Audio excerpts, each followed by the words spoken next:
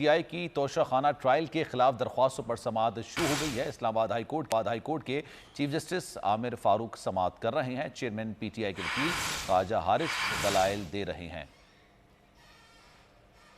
نیلم ارشد ہماری نمائندہ ہمارے ساتھ موجود ہیں، تفصیل ان سے جانیں گے۔ نیلم بتائیے کہ اس کی ڈیٹیلز۔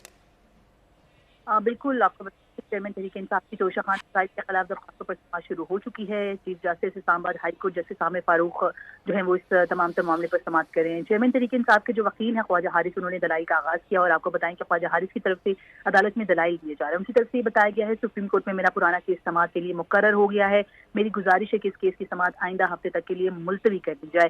ان کی طرف سے استدعا کی گئی ہے جس پر چیف جسٹس کی طرف سے یہ ریمارکس دیے گئے ہیں کہ کوشش کریں گے کہ اس کیس کو عید کی چھٹیوں سے پہلے مکمل کر لیں، کیس کو آئندہ ہفتے کے لیے سماعت کے لیے مقرر کر دیا جاتا ہے۔ تو ہم آپ کو بتائیں کہ سماعت جو ہے وہ ملتوی ہو گئی ہے اور چیف جسٹس عامر فاروق کی طرف سے یہ کہا گیا ہے کہ کیس کو آئندہ ہفتے سماعت کے لیے مقرر کر لیتے ہیں۔ اس تمام تر کوشش کا مقصد کورٹ پروسیڈنگز کو ریگولیٹ کرنا ہے، یہ کہا گیا ہے چیف جسٹس کی طرف سے۔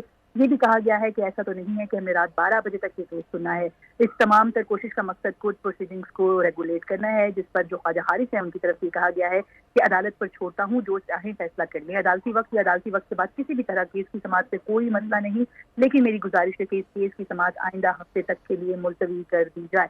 تو ہم آپ کو بتائیں کہ یہ کہا گیا ہے چیف جسٹس عامر فاروق کی طرف سے کہ کیس کو آئندہ ہفتے سماعت کے لیے مقرر کر لیتے ہیں، کوشش کریں کہ کیس کو عید کی چھٹیوں سے پہلے مکمل کر لیں۔ ٹھیک ہے نیلم، ساری صورتحال سے آپ آگاہ رہتی ہیں، بہت شکریہ آپ کا جناب۔ اور آپ کو بتائیں کہ شکارپور میں دیرینہ